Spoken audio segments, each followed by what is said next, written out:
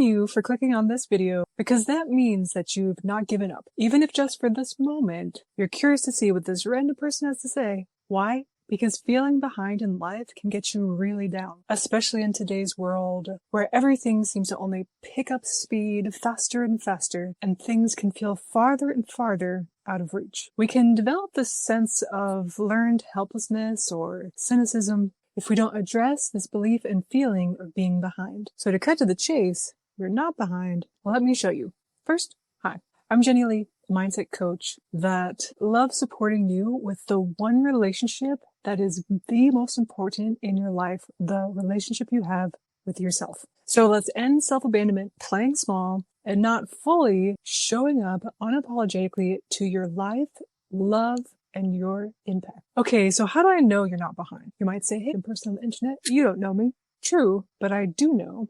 This whole concept of being behind isn't true, so it's not true for you either, really. And I totally get it. I remember feeling behind even as early as my tween years, a long time ago. I would read articles in 17 magazine where some kid in Florida had saved all the turtles, or had started a modeling career, or some business somewhere, or gone to college at 12.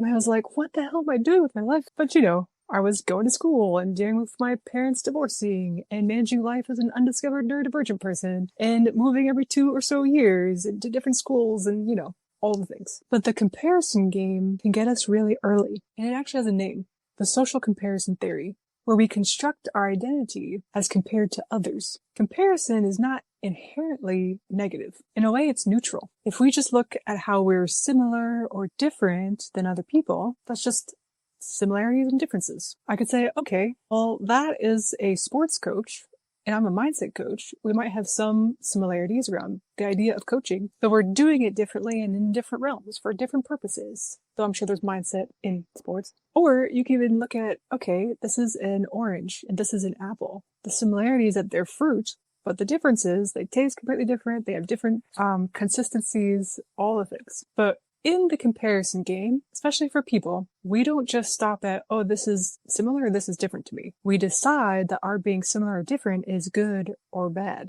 We place judgment on it. Someone isn't just different, they're better or worse. And then we superimpose this judgment onto time and our goals and milestones. We start looking at other people and deciding that we haven't measured up. That's the core of feeling behind, because you have to be behind something. Right? So what have you decided you're behind? Are you behind people of your own age group? Are you behind compared to your idol? Are you behind based on what you see on social media? Are you behind based on social standards or messages? What are you behind? When you start getting clear about where this belief or feeling is coming from and what you are comparing yourself to, you can gain some control over this and decide if it's really worth comparing yourself to. So let's look at this. In the American Journal of Sociology, Newgerton, Moore, and Lowe wrote, age norms and expectations operate as prods and brakes upon behavior, in some instances hastening an event, and in others delaying it. Men and women are aware not only of the social clocks that operate in various areas of their lives, but they are also aware of their own timing. And then an article called Times of Our Lives. It was written, they found remarkable convergence in the ideal ages of these events and behaviors, positing age norms as a means of social control. Although age norms on many behaviors have been relaxed in recent decades, Newgerton and colleagues showed the potency of age norms to constrain thought and action. So norms, the things you're comparing yourself to, have a function in society to influence you to meet certain standards and constraints. Not inherently a bad thing. Like we have age restrictions on work, marriage, alcohol use for kids to support them in their development. But usually the feeling of being behind comes when we've reached a certain age in adulthood and you feel like you're not measuring up to a social standard, like getting married at a certain age, having kids at a certain age, owning a house at a certain age. The social standard is a social construct, not an inherent truth. Yes, our minds are wired to organize things and decipher things and measure things, so it feeds into the way we operate. And social standards are also maintained by the society through pressure. Like your family asking you, when are you having kids? When are you getting married? And the subtle yet powerful pressure from the comparisons we make through social media. Dr. Jan Weiner, in an article called The Social Clock, social media can act as a glaring reminder of your position on the social clock. In a recent study, Buxman and Krasnova demonstrated that over 33% of Facebook users reported feeling unhappy during their usage and that envying Facebook friends was cited as the major reason for their unhappiness. Maybe you don't use Facebook, but you're probably on TikTok, or you're probably on Instagram, or somewhere else where the comparison is also happening. Another study by Cho and Edge found that the more hours spent on Facebook is positively correlated with believing that others are happier than you.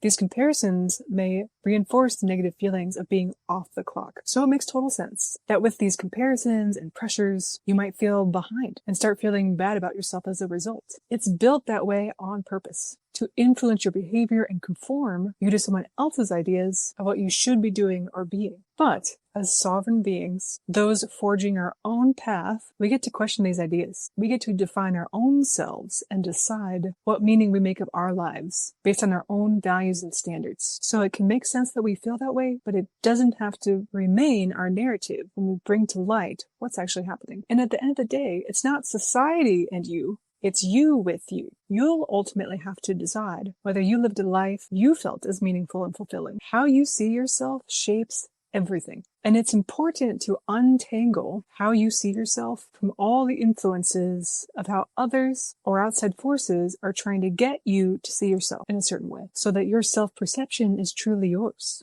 Your life is truly yours. Look, I have always been off the social clock myself. As a late identified neurodivergent person, I've never really fit the mold or matched the social norm for my age group. And I used to care about this a lot. It would make me feel frustrated, confused, depressed even, that there kept being this bigger and bigger chasm between me and where I thought I should be. But where I thought I should be was based on messages I had internalized. And so then something happened.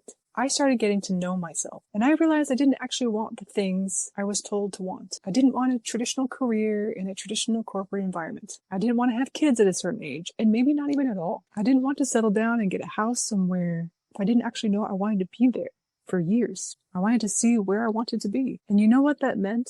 Because I didn't actually have all those things, that meant I could easily pack up all my stuff and go traveling full time, which I've been doing now for a while. And I could create my business in a way that actually aligned with me, supported my own needs and rhythms, and expressed my passion. I realized that for me, time doesn't really mean a whole lot. Not when I'm rooted in my values of sovereignty, freedom, exploration. I feel free of the pressure because when I finally saw me, I realized that pressure was made up and not something I really cared about. And I realized that I got to choose what I value, what I pursue, and how I see myself. Stephen Covey said, as you live your values, your sense of identity, integrity, control, and inner directedness will infuse you with both exhilaration and peace. You will define yourself from within, rather than by people's opinions or by comparing yourself to others. And Joseph Campbell said, the meaning of life is whatever you ascribe it to be.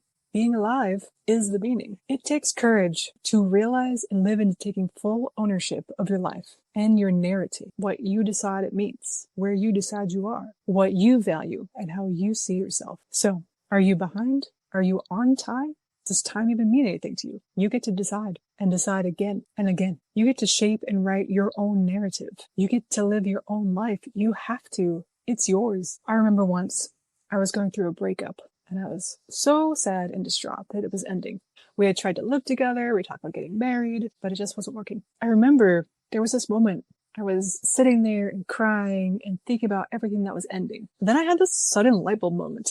It was like that. I thought, wait a second, this also means that I can now do whatever I want and go anywhere. I literally have like an open road before me. Whatever I choose. In that moment, I stopped crying and almost started laughing. I was like, oh, I really can look at this however I want to. And it wasn't working because it wasn't working for me either. And it's not about making yourself not be sad about not reaching a certain goal or expectation that you have. It's just about knowing that you don't have to then decide that you're behind or that you've failed in some way when something has changed or when you're in a place that you didn't expect. That's just it.